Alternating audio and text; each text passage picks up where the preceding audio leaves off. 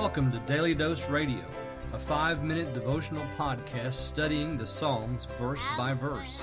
Broadcast from the ever-beautiful Sharonville, Ohio, on the sunny side of Cincinnati. Hey, welcome back to the Bible Bistro. This is Daily Dose Radio. Come on in. Sit down. We got some great Bible study today. Psalm 17. We're going to look at today at verses 13, 14, and 15.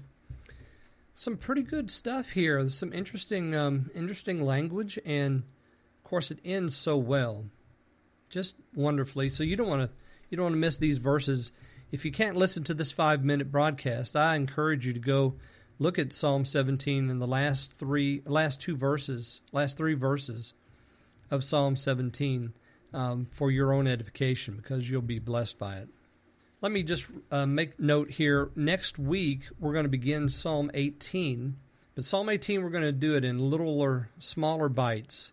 So we're going to do 10 verses at a time. There's 50 verses in Psalm 18. So we're going to do a 4-week stretch in just Psalm 18. And we're doing that because Psalm 18 is a very important psalm. It's pivotal to the remainder of the Psalter, and it's important to not only the Old Testament, but also the New. This is what I like to call David's Grand Confession. So we're going to look at David's confession next week.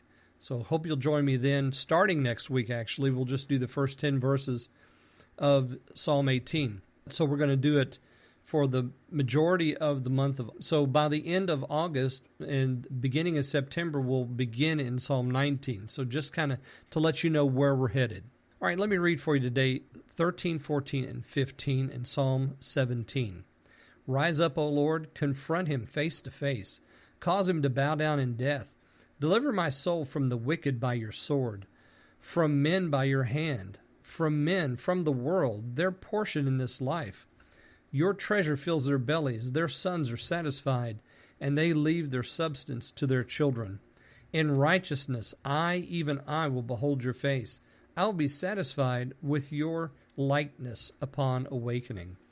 That is Psalm 17, verses 13 through 15. Now, rise up, O Lord. This has been one of those prayers that the psalmist likes to pray. Lord, rise up. And, of course, the impetus here is action. Take action here. Rise up, do something about what's going on.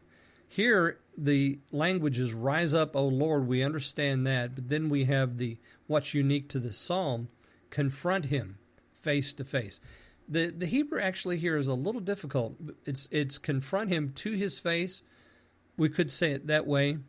Confront him. It could just be that.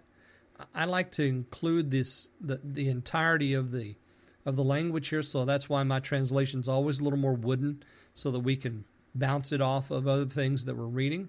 Doesn't mean that my translation is the right one. Please never think that. My translation is just to help us along. It's not smooth. It's not artistic at all. There is an art to translation. I don't have that skill. I can translate language, but the actual work of the translator is much more than being able to scientifically match words with other words. So here we have confront him, and I've just put it in this way. Confront him face to face, but do it to his face. Cause him to bow down in death. Now this is very dark, isn't it? Cause him to bow down in death.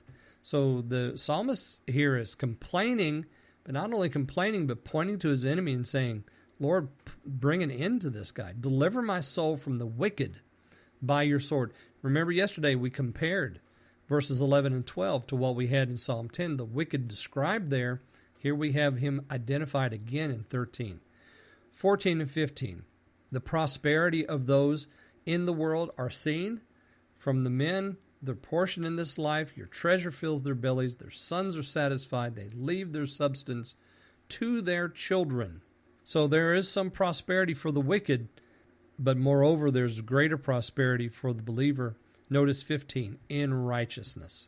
You see, what the wicked have is in the world. What the believer has is in the righteousness of God. In righteousness. Even I will behold your face. This is something the wicked will never have. They'll never see this. I will be satisfied with your likeness upon awakening. Remember, the wicked have the likeness of a lion. The righteous Well, they're going to be satisfied with the likeness of the Lord. And notice the word satisfied here. We also had it in verse 14, speaking of the satisfaction of the sons of the wicked, or the sons of men. They're satisfied with the fat or the prosperity that they have in the world. Here the psalmist says, I'm going to be satisfied with your likeness upon awakening. And awakening where? Well, this is awakening in resurrection.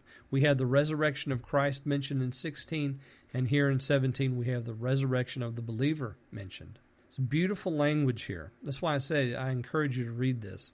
And notice the word plays between the wicked man and the righteous man, and how those things work out in this psalm. I hope you'll join me next week and all the month of August long as we study Psalm 18 on Daily Dose Radio. Thanks for listening to Daily Dose Radio. I'm David Smith. The music today has been performed by the Bluegrass Experiment. Thanks again for listening.